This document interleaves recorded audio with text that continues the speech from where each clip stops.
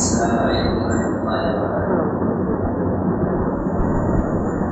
الحمد لله نحمده ونستعينه ونستغفره ونعوذ بالله من شرور أنفسنا ومن سيئات أعمالنا. من يهده الله فلا مضل له ومن يضلل فلا هادي له.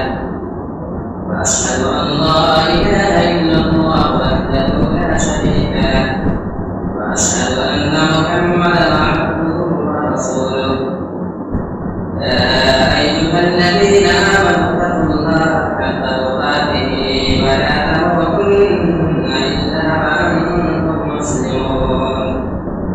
يا أيها الناس اتقوا ربكم الذي خلقكم من نفس واحدة وخلق منها زوجها وبث منهما رجالا كثيرا ونساء واتقوا الله الذي تساءلون به والأرحام إن الله كان عليكم رقيبا.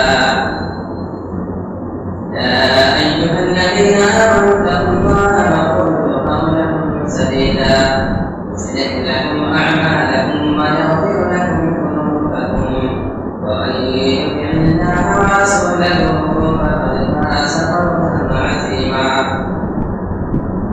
أما بعد أعوذ بالله من الشيطان الرجيم. بسم الله الرحمن الرحيم. لقد جاءكم رسول من أنفسكم عزيز عليه ما عنتم حريص عليكم بالمؤمنين رؤوف رحيم.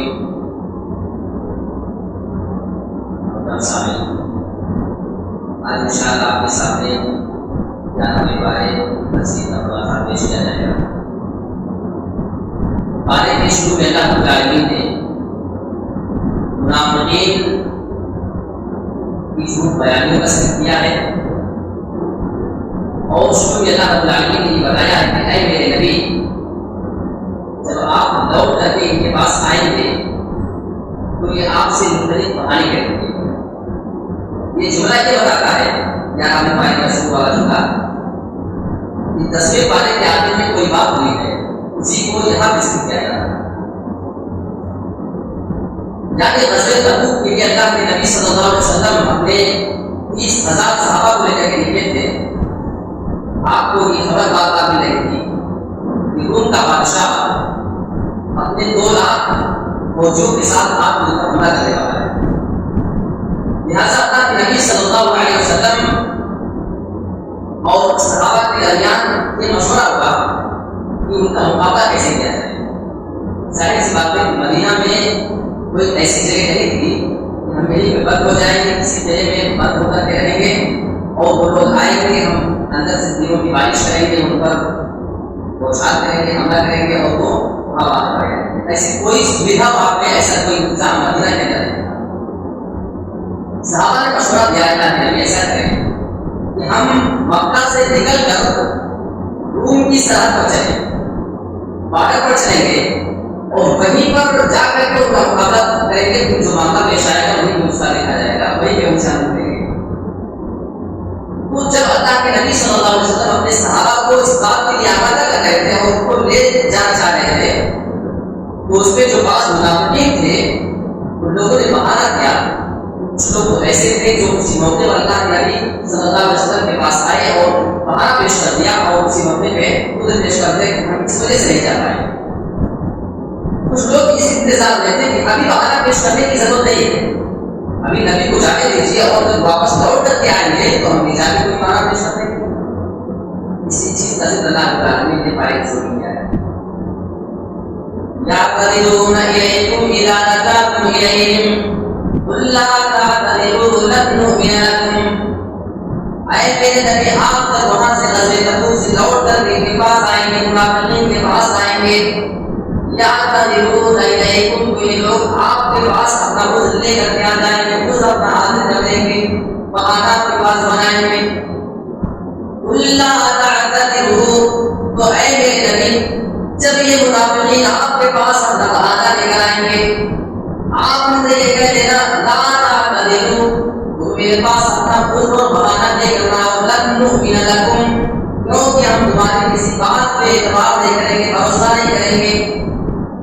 اللہ رب العالمین پہلے سے بتا دیا کہ اس سازش کیا ہے، ان کا پلان کیا چل رہا ہے. آپ صاف کہہ دیجیے کہ ہم تمہاری کسی بات پہ بھروسہ نہیں کرنے والے.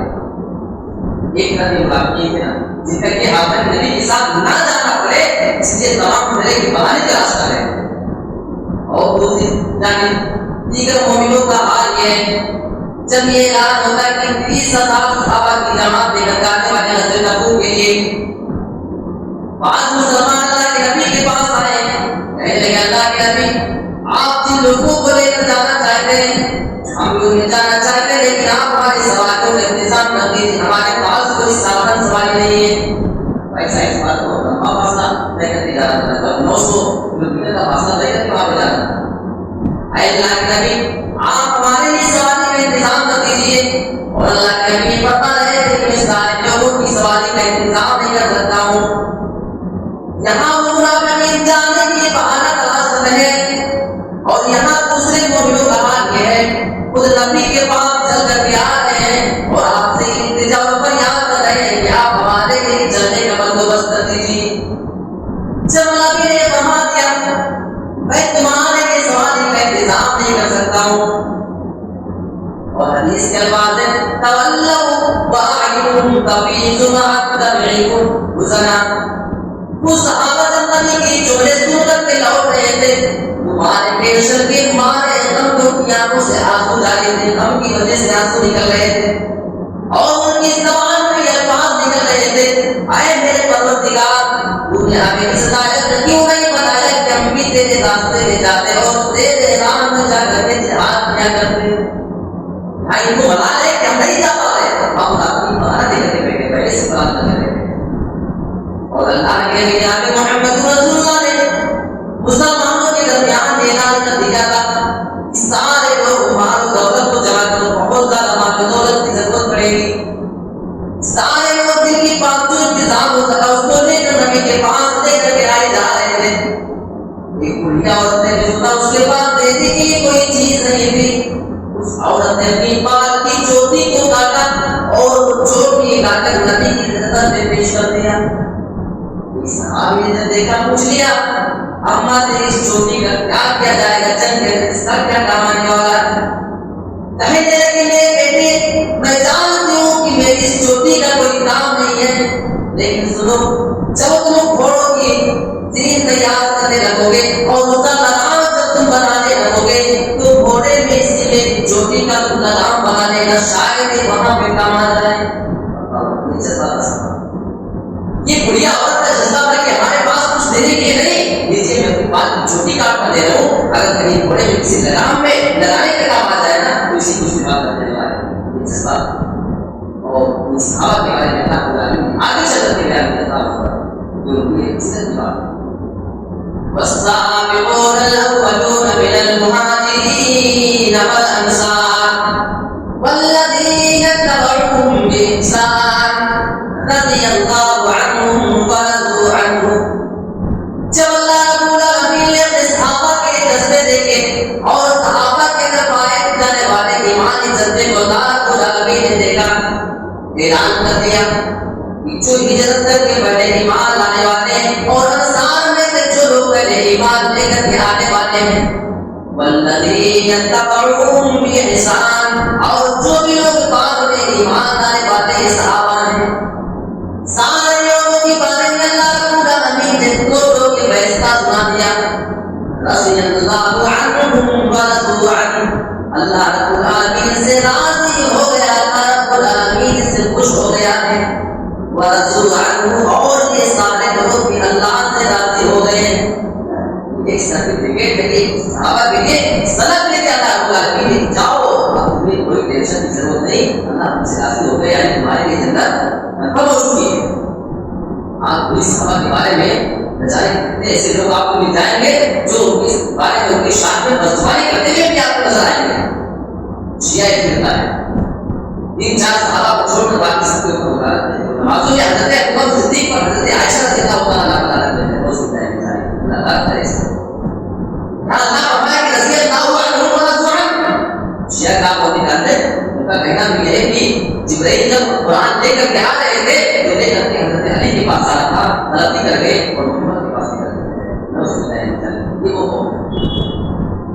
اور بعض تو ایسے بھی پیدا ہوئے کہ کچھ ہی دور میں آپ کے موجودہ زمانے کی بات ہے حضرت نبی معاویہ رضی اللہ تعالیٰ عنہ کے اوپر نہ جانے کیسے کیسے جملے کہے گئے جو بھی لوگ صحابہ کے بارے میں اپنی زبان بولتے صحیح بخاری کی حدیث شاید لسان میں نہیں آئی ہوگی اگر اس حدیث کو دیکھتے تھے تو پھر ان کی مجال نہ ہوتی کہ کسی صحابی کے بارے میں ایک بھی جملہ بولا جا سکے اللہ کے نبی نے فرمایا تھا لا تسبوا اصحابی اے مسلمانوں اے لوگوں تم میرے کسی بھی ایک صحابی کو کبھی بھی گالی نہ دینا اس کے بارے میں زبان اپنی نہ کھولنا ہم جانتے ہیں کیوں گالی دینا ہے ولو ان احدکم انفق مثل احد ذهبا اللہ نے فرمایا تم میں سے کوئی آدمی اگر پہاڑ کے برابر سونا خرچہ کر دے وہاں بلا حریم ولا اسف اور میرا کوئی صحابی کوئی ایک میرا ساتھی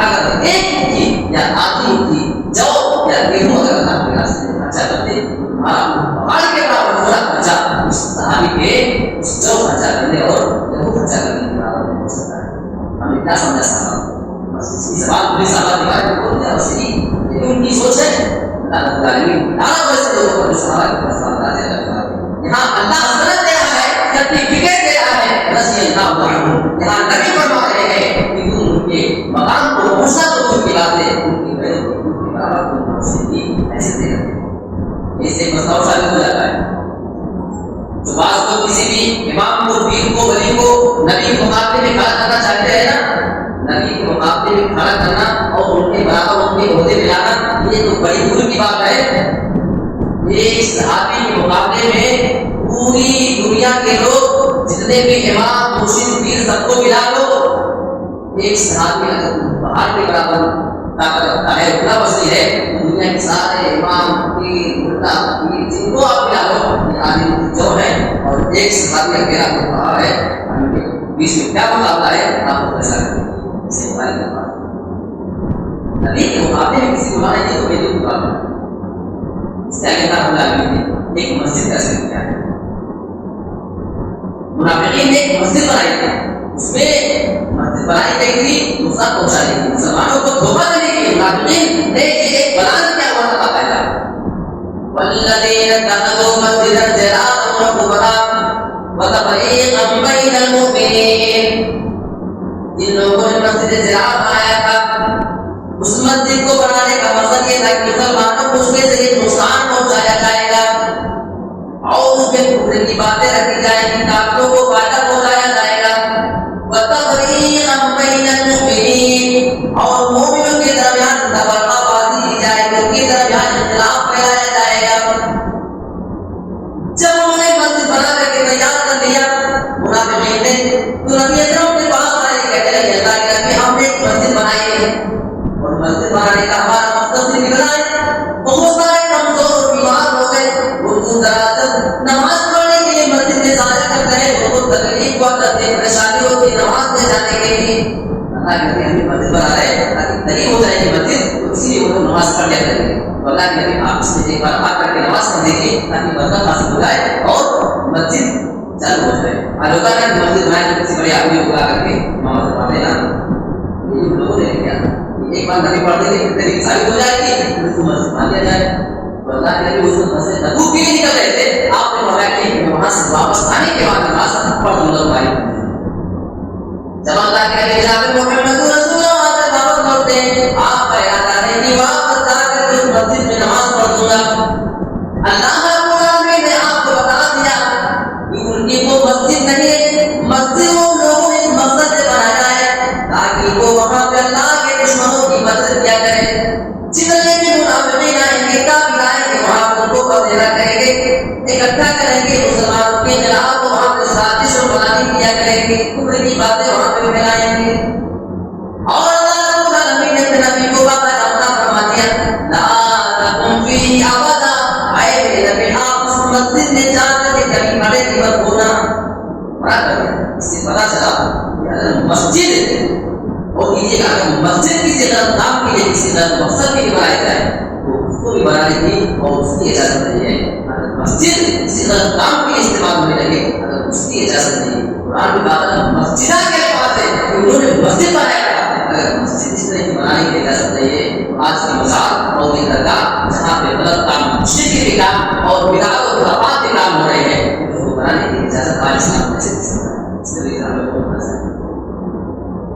اس کے اگر آپ نے مومنوں کی بڑی بھاری بات بتائی ان اللہ اشترى من المؤمنین انفسهم واموالهم بان لهم الجنہ.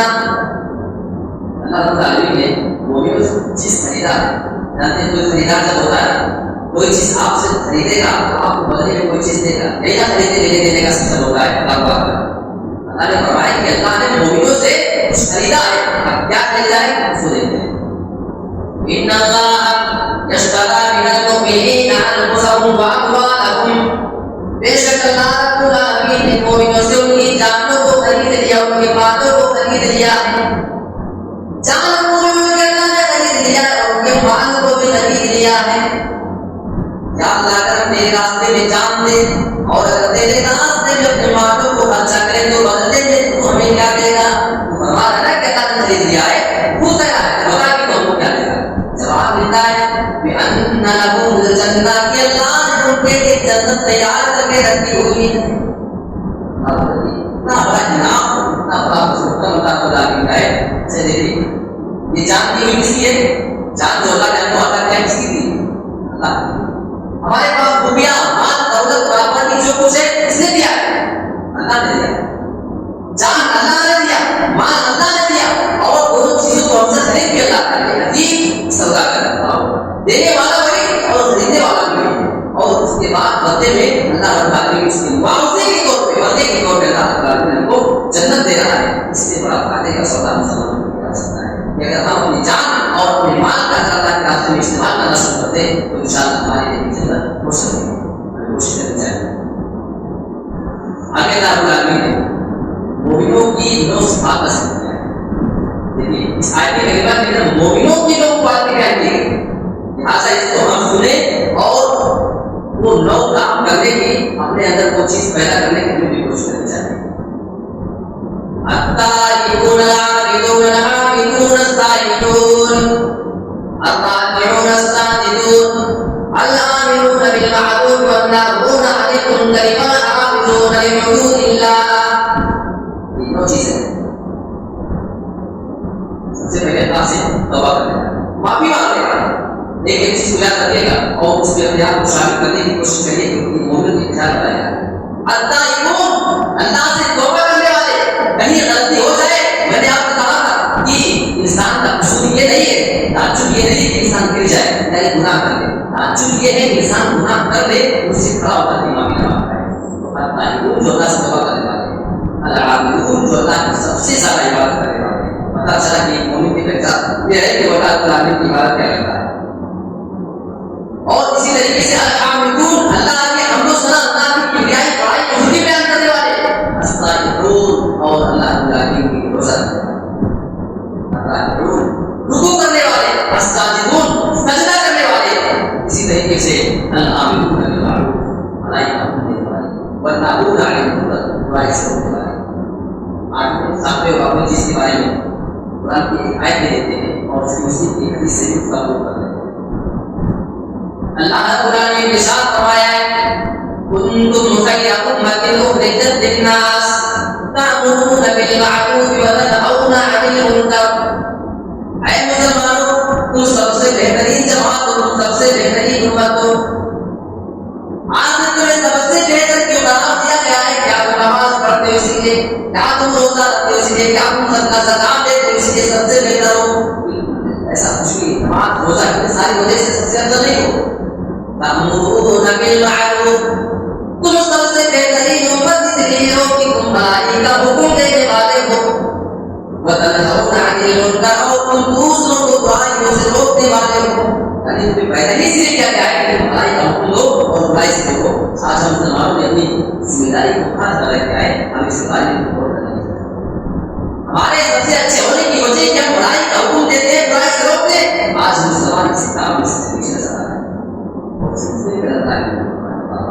برائی سے ہونے کے بارے میں ہر مسلمان کی ذمہ داری. اگر ایک بھی غلط کام اگر آپ کہیں کسی کے اوپر دباؤ آ جائے, آپ کی بحیثیت مسلمان کی ذمہ داری بنتی ہے کہ آپ اس مسلمان کو اس غلط کام سے روکنے کی پوری کوشش کر رہا ہے. صحیح مسلم کے پاس اللہ کے نبی جناب محمد رسول اللہ نے ارشاد فرمایا ہے من رأى منکم منکرا, اے مسلمانوں تمہیں سے اگر کوئی آدمی کسی بھی غلط کام کو کرتا ہوا دیکھے فَلْيُغَيِّرْهُ بِيَدِهِ، اس آدمی میں چاہیے کہ وہ کام جا کر کے اپنے ہاتھ سے روک دے. کوئی غلط کام ہو رہا ہے، شادی کا جہیز دیا جا رہا ہے، لوگ گھرنے کے ساتھ بارات جا رہے ہیں، کوئی انسان اپنے پیجامے اور پینٹ ڈالنے کے نیچے بیٹھا ہے، کوئی کسی کو گالی گلوچ دے رہا ہے، کوئی کسی کی مال پہ ناجائز قبضہ کر رہا ہے، من رأى منکرا، کوئی بھی کسی کو بھی کوئی غلط کام کرتا ہوا دیکھ لے فَلْيُغَيِّرْهُ بِيَدِهِ، تو سوچا کر کے سب سے پہلے ہاتھ سے روکنے کی پوری کوشش کرنا ہے. آپ اسے روکنا تو چاہتے ہیں لیکن آپ کے ہاتھ میں طاقت نہیں، پاور آپ کے پاس اتنا نہیں ہے، کیونکہ سامنے والا آپ مضبوط آدمی ہے. اللہ کے نبی نے آپ کو مضبوط بھی نہیں کیا ہے. وَإِن لَّمْ يَسْتَطِعْ، میرے مسلمان بھائی، تو روکنا تو چاہتا ہے، تیرے ہاتھ میں کی طاقت نہیں کہ روک سکے.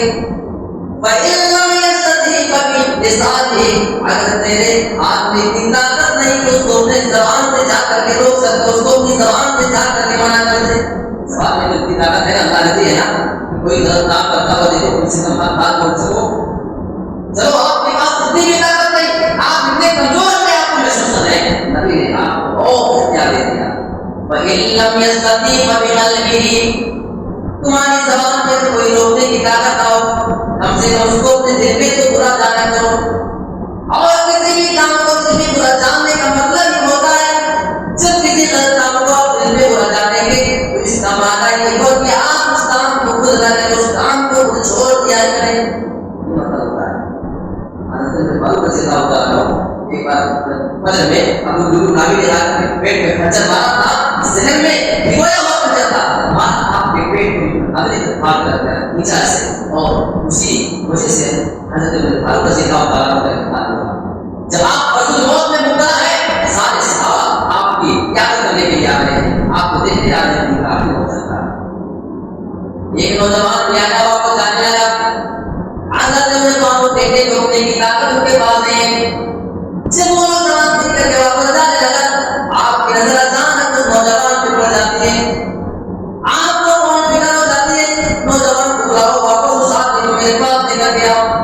آگے آدمی کو بولنے کیا بات، سارے لوگ آپ کی عادت کر رہے ہیں، میں نے سنا میں بھی آپ کی عادت کر رہا ہے، کوئی غلطی ہو گئی.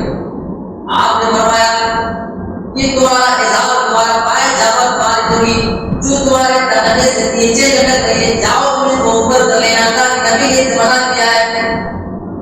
میرے پیارے سامنے ذرا غور تو کرو، اس حدیث کا عمل کرنے والا آپ کو دیکھنا ہے، امیر المؤمنین کو دیکھو، مظلوم موت میں مبتلا ہے، اٹھنے کی طاقت نہیں ہے، شہد اور دودھ آپ کو پلائے جا رہے ہیں تو آپ کو پیٹ سے وہ سارے معاملات مل جا رہے ہیں. ایسے موقع میں اس نوجوان کو جب دیکھا کہ اس کا اظہار وہ نیچے لٹک رہا ہے، آپ نے وہاں اس نوجوان کو اٹھا کر کے اسے منع کر دیا. آج ہم مسلمان کتنا اس پہ عمل کر رہے ہیں تاکہ ہمیں بھی ہم لوگ کو کر نہیں سکتے. آگے تعلق اپنی کی بات کریں.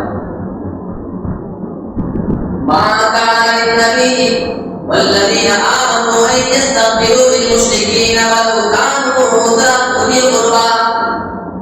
نبی کے لیے اور مومنوں کے لیے جائز نہیں ہے، ان کے لیے زائد نہیں دیتا ہے کہ کسی بھی مشرک کے لیے استغفار کی دعا کرے، ولو كانوا أولي قربى، اگرچہ ان کے قریبی رشتے دار ہیں. یعنی آپ اس مشرک کے لیے اگر دعا چاہے تو آپ اس کے لیے استغفار کی دعا کر سکتے ہیں. آگے کئی بات لازم معلوم ہے. اللہ کے نبی صلی اللہ علیہ وسلم کے چچا ابو طالب کا جب انتقال کا وقت نہیں آیا تو اللہ کے نبی کے پاس گئے اور ان کو نبی کی تقریر کر رہے تھے. آپ میرے کان میں اگر کلمہ پڑھ دیں تو میں اللہ کے پاس جا کر سفارش کروں گا کہ میرے چچا نے کلمہ پڑھ دیا. یہاں تک کہ اگر بار بار نبی کی تقریر کر رہے ہیں، وہیں پہ آپ کو جہل اور اپنا کی بھیا دونوں باتیں موجود ہیں. بات انسان آپ بہت کسی پورے ساتھیوں کا نقصان کرتا ہے، پورے ساتھی وہاں پہ تو موجود ہے. یہاں نبی کرنے کی تقریر کر رہے ہیں، آپ میرے کان سے ایک بات لا الہ الا اللہ کر لیجیے، میں اللہ کے پاس جا کر سفارش کروں گا. اور یہاں پر جو دو ساتھی موجود ہیں وہ کہہ رہے ہیں کہ ابو طالب کیا تم کی بات مان لو گے اور اپنے باپ دادا کی عزت کر جاؤ. نبی بار بار کرنے کی تقریر کر رہے ہیں. اللہ کے نبی کیا کو پیاس ہوتی میرے چچا کا کلمہ پڑھ لیجیے، اور وہ دونوں بار بار ہاتھ گرا رہے ہیں. کیا تم اپنے بھتیجے کی دین کو قبول کرنے کے لیے تیار ہو؟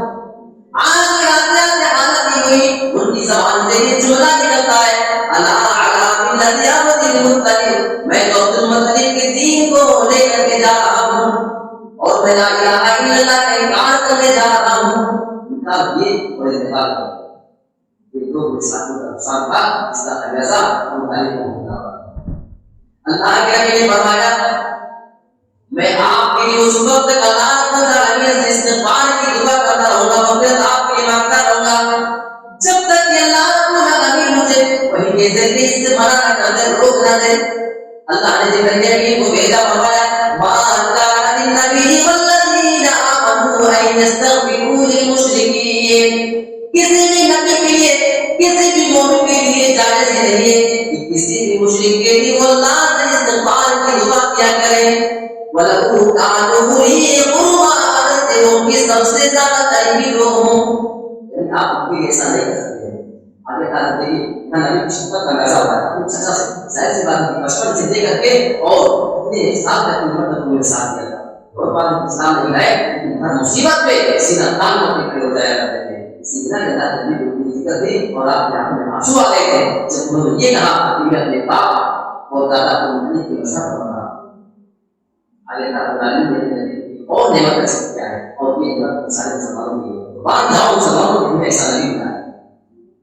لقد جاءكم رسول من انفسكم عزيز عليه ما عنتم حريص عليكم بالمؤمنين رؤوف رحيم. آئے مسلمانوں تمہارے درمیان ایک ایسے رسول آئے من انفسكم جو تمہاری نفس سے ہے, تمہاری نسل سے, تمہاری جنس سے ہے. اس سے ایک بات ہے اللہ سبحانہ نبی لوگ نہیں بشر نہیں انفسكم قرآن بتا رہا ہے تمہاری یہ نسل سے, تمہاری یہ جنس سے آئے. تو اگر نبی لوگ ہوتے تو انسانوں کی نسل سے کیسے ہوتے؟ ایک مسئلہ ایسا ہے. اور دوسرا عزیز علیہ ما عنتم, اے مسلمانوں تمہارے اوپر جو مصیبت آتی ہے, تمہارے اوپر جو پریشانی آتی ہے, وہ مصیبت اس نبی کے اوپر بہت زیادہ دشوار اور بلا گزرتی ہے. لیکن نبی کے حالت میں کہتے ہیں کوئی مصیبت اور پریشانی انسان کو آئے, یہاں دنیاوی مصیبت پریشانی بھی ہے اور آخرت کے اندر اگر وہاں بھی کوئی تکلیف اور پریشانی آنے والی ہے وہ بھی اس میں شامل ہے. یعنی نبی یہ چاہتے ہیں کہ تمہیں دنیا میں بھی تکلیف نہ ہو اور آخرت میں بھی تکلیف نہ ہو. عزیز علیکم حریص علیکم بالمؤمنین, تمہارے فائدے کے لیے جاتے ہیں دنیاوی فائدہ اور اخروی فائدہ. یعنی نبی ہر حال میں چاہتے ہیں کہ تمہیں دنیا میں بھی فائدہ پہنچائے اور آخرت میں بھی فائدہ پہنچائے. اور اس چیز کو اللہ نے بھی فرمایا کہ میں تمہاری کمر پکڑ کر تمہیں جہنم سے بچانے کی فکر کرتا ہوں, لیکن تم میرے ہاتھ میں اپنی کمر کو چھڑا کر کے زبردستی جہنم کے اندر گرنا چاہتے ہو. فرمایا حریص علیکم بالمؤمنین رؤوف رحیم, مومن کے ساتھ وہ سب سے زیادہ رحم کرنے والے ہیں. یعنی ویسے تو اللہ نے فرمایا وما ارسلناک الا رحمۃ للعالمین, اے نبی آپ کو پوری کائنات کی رحمت ہے, لیکن مومنوں کے ساتھ آپ کے اندر دوبارہ ہو جاتی ہے, مومنوں کے ساتھ آپ کا رحم و کرم شور ہو جاتا ہے. آپ کی آیت آپ کے سامنے پیش بات فرعون کے بارے میں بتا اور جس کے بارے میں ہم بولے گا کہ اتنا بڑا ظالم و جابر بادشاہ اپنے آپ کو سب سے بڑا تھا کہنے والا, اس کی حالت جانتے ہیں. آخر میں جب وہ دریا میں ڈوبنے لگا تھا تو اس کی زبان سے بھی الفاظ نکلا تھا قال آمنت انہ لا الہ الا اللہ آمن بنی اسرائیل آمن بنی اسرائیل. اب میں اس اللہ پر ایمان لاتا ہوں جس پر بنی اسرائیل ایمان لے کر کے آئے. اللہ نے کہا کوئی فائدہ نہیں, آپ کو بتا دے اور لوگ نے کہا شان کیا ہے کہ فرعون جیسا ظالم بادشاہ بھی اس پر ایمان لانے کو مجبور ہو گیا. اسی چیز کو اللہ تعالی نے قرآن میں فرمایا فَالْيَوْمَ نُنَجِّيكَ بِبَدَنِكَ لِتَكُونَ لِمَنْ خَلْفَكَ آیَةً. اے فرعون آج تیرے بدن کو لوگوں کے لیے نشانی بنا دیں گے. آپ کو بہت بڑی بات بتا رہا ہوں. حضرت موسیٰ علیہ السلام نے سب سے زیادہ فرعون ہمت کی نشانیاں دکھائی تھی. یعنی اس سے زیادہ کسی بھی نبی نے کسی کو اللہ کی اتنی زیادہ نشانیاں دکھائی تھی. حضرت موسیٰ نے دکھائی نہیں, پھر بھی ایمان لے کر کے نہیں آیا. اسی لیے اللہ نے فرمایا جب وہ ہماری اتنی زیادہ نشانیاں دینے کے بعد ہم پہ ایمان نہیں آتا ہے اور ایمان لائے بنا تو دنیا سے جا رہا ہے. فَالْيَوْمَ نُنَجِّيكَ بِبَدَنِكَ, آج ہم تیرے بدن کو باقی رکھ دیں گے. لِتَكُونَ لِمَنْ خَلْفَكَ آیَةً, تاکہ بعد میں آنے والے لوگوں کے لیے تیری کوئی نشانی بن کر کے رہ جائے. یہ دیکھو یہ بندہ ہے, اس بندے کے اللہ پورا دن اتنی زیادہ نشانیاں دیکھنے کے بعد اس پر ایمان بھی نہیں لے کر آیا تھا. अल्लाह ने इसी की लाश को आज लोगों के लिए सामान एकत्र और निशानी का सामान बनाया है। अगर देखना चाहे तो आप भी जाकर देख सकते हैं। पता चला कि अल्लाह के जिसको जितनी निशानियां दिखाता है उसको उतना निशानी की ओर भी बातें कर देता है। ये था कि आगे वाले का थोड़ा सा और हमसे जो है बस क्या आप जानते हैं कि सरकार आपके यहाँ देने का जो सिस्टम है अल्हम्दुलिल्लाह आपके यहाँ बैतुल माल का इंतजाम है। ये आपकी बड़ी खुशी की बात है कि आपको अपने ज़कात को लेकर इधर उधर भटकने और भूलने की जरूरत नहीं कि कहाँ जाए किसको दे कौन मुस्तहिक नहीं है। आप अपना वो ज़कात का माल बैतुल माल में जिम्मेदारों के पास ले जाकर के जमा कर दे। साथ में उससे इंशाअल्लाह ये लोग गरीबों का फकीरों का ख्याल करते हैं, उनके पास जो है रोजी रोटी का इंतजाम किया जाता है, राशन वगैरह वगैरह पहुँचाया जाता है। मैं बहुत बड़ा काम मैं समझता हूँ। आजकल हमारे यहाँ समाज मुआशरे से इस्लाम से बैतुल माल का निज़ाम खत्म होते जा रहा है। जिन लोगों ने ये कदम उठाया है और आपके यहाँ जो जिम्मे वाले जो काम कर रहे हैं वाकई मुबारकबाद के काबिल हैं। लोग चाहिए कि हर जगह बैतुल माल का इंतजाम हो ताकि गरीबों को वहाँ से मदद मिल सके और उनका जो इंतजाम साथ में चलता रहे। तो आपकी भी जिम्मेदारी है कि आप अपने ज़कात को असल होता है कि ज़माने में भी यही होता था, वहाँ पे बैतुल माल का इंतजाम होता था, ज़कात वसूल करके वहाँ पे जमा कर दिया जाता था और वहाँ से किसको क्या देना है लिस्ट बना करके दिया जाता था। तो अल्हम्दुलिल्लाह आपके यहाँ भी इंतजाम है। अगर आप अपनी ज़कात देना चाहते हैं तो जिम्मेदारों से मिलिए, वो नंबर और सारी चीज़ें आप मुझे दे सकते हैं और अपनी रसीद भी आप हासिल कर सकते हैं। इस काम में आपको आगे बढ़ करके इस सारी जरूरत है। सभी को आमीन।